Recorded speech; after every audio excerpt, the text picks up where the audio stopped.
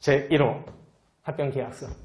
그 다음에 제2호 혹시 합병을 위해 신주를 찍어서 주거나 즉 발행해 주거나 혹은 회사가 이미 보유하고 있는 자사주 즉 자기 주식을 주기로 한 경우라면 합병으로 인해 소멸되는 회사의 주주에 대한 신주 배정은 몇 주나 줬는지 그 사항 혹은 자사주를 줬다라고 하는데 자사주를 왜 자기 주로 줬는지 그 이유를 기재한 서면 뭐 이것은 그냥 그런 게 있나보다 생각하시면 돼요. 이것도 그 다음에 제3호 그리고 각 당사 회사의 최종 대차 제소표와 손익계산서. 자, 이걸 전부 공시해 둬야 되고 여기서 여러분들 시험 문제에서 중요한 것은 숫자입니다. 주충일 2주 전부터 공시한다라고 얘기를 했었죠. 2주 전부터 들어가는 이 공시를 우리는 사전 공시라고 얘기를 하고요. 합병의 효력이 발생한 후부터 6개월까지도 계속 비치해야 된다. 이것은 사후 공시라고 통상 얘기를 합니다. 뭐 그렇게 용어에 집착하실 필요는 없어요. 자, 그 다음에 이 서류들을 볼 수 있는 자, 회사 채권자 된다고요? 안 된다고요? 당연히 주주들 입장에서는 봐야 되고 그 이외에 회사 채권자 별표 처리해 주시고요. 또 열람 청구할 수 있다. 즉, 주주 및 회사 채권자는 영업시간 내라면 언제든지 각 서류에 열람을 청구하거나 회사가 정한 복사비를 내고 그 등본 또는 교본 초본에 교부 청구를 할 수 있습니다. 자, 그 다음에 서류 공시 이후에 합병 승인 결의가 들어가게 될 것이다. 자, 그래서 25페이지에 특히 주식회사라면 특별 결의 형태로서 승인이 들어가게 될 것이다.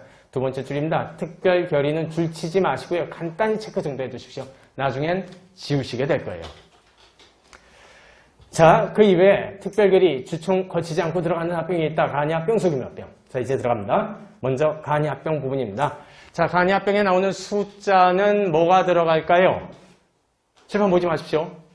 책을 보시지도 마시고. 간이합병에 숫자가 뭐가 나오던가요? 90.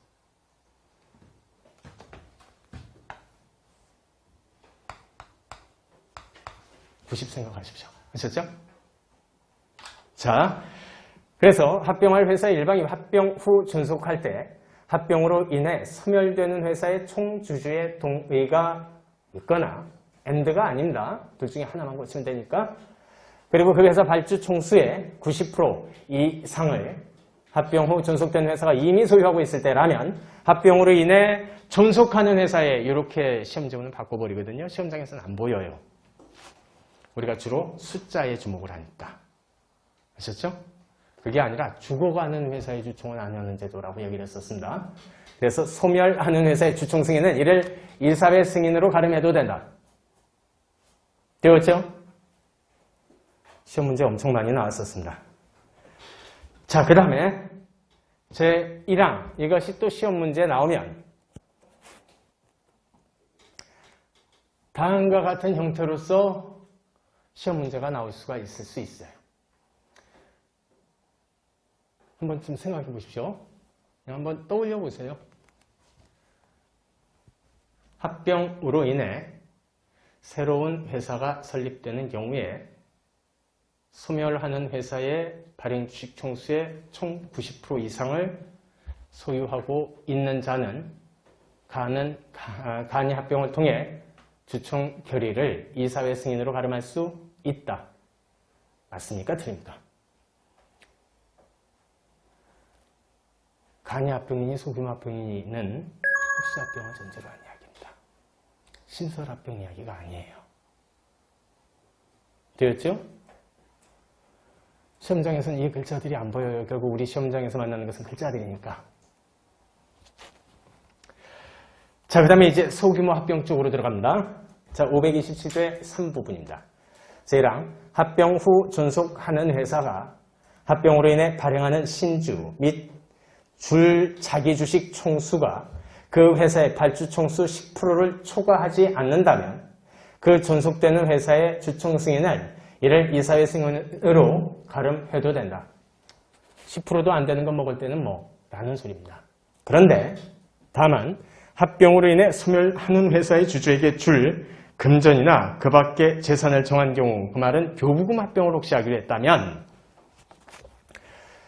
그 금액 및 그 밖의 재산, 그것의 가액이 존속하는 회사의 최종 대차 대조표상으로 현존하는 순자산에게 5%를 초과하는 때라면 소규모 합병 못한다. 그러하지 아니하다라는 의미예요. 그러다 보니까 소규모 합병을 할 수 있기 위해선 10%, 5%가 동시에 충족이 돼야 되는 겁니다. 됐죠? 무슨 말씀인지 아시겠죠? 자, 그래서 어느 회사가 교부금 합병을 하기로 했었다. 그러면 줄돈, 이것이 자산 규모를 기준으로 봤을 때 적어도 5%를 초과해서는 안 됨. and 발행 주식 총수를 기준으로 보면 10%를 초과해서도 안 됨. 줄게. 아셨죠? 그래서 10%, 5%라고 하는 두 숫자를 절대 잊지 마시라는 거예요. 자, 그 다음에 제2항. 이 경우에, 즉 소규모 합병의 경우에 존속하는 회사의 합병계약서에는 주총 승인 안 받고 합병 들어갑니다 라고 기재해야 된다. 특별한 것은 아니고요. 그 다음에 제3항. 소규모 합병의 경우에 존속하는 회사는 계약서 작성일로부터 2주 내에 소멸하는 회사의 상호, 본점 소재지, 합병할 날, 여기서 합병을 할 날은 계속해서 합병 등기 예정일입니다. 그리고 주총 승인을 얻지 않고 합병을 한다는 뜻을 공고 혹은 각 주주에게 통지해줘야 한다. 그 다음에 제4항. 합병 후 존속하는 회사의 발주총수 20% 이상에 해당되는 주식을 소유한 주주가 제3항 규정에 의한 공고 또는 통지를 받았다. 그런데 그로부터 2주 내에 너희 그런 거 하지 마 라고 회사에 대해서 서면 형태로 합병 반대 의사를 그냥 합병 반대가 아니라요. 묶어줍시오. 제1항 합병. 제1항 합병은 뭔데요? 소규모 합병이요. 소규모 합병에 반대한다는 의사를 통지한 때라면 제1항 본문 규정에 의한 이러한 합병은 못한다. 즉 소규모 합병은 못한다. 됐죠? 그게 바로 칠판상의 두 번째 글자를 썼습니다. 소규모 합병에서 발주총수 20%에 해당되는 주주가. 자, 그 다음 제5항 어마어마하게 중요합니다. 소규모 합병에선 반대 주주에게 주식 매천권 규정 적용하지 않겠다. 보장되지 않는다. 무한대 처리해 주십시오. 시험 문제 너무나 많이 기출돼서요. 웬만해서는 안 틀립니다.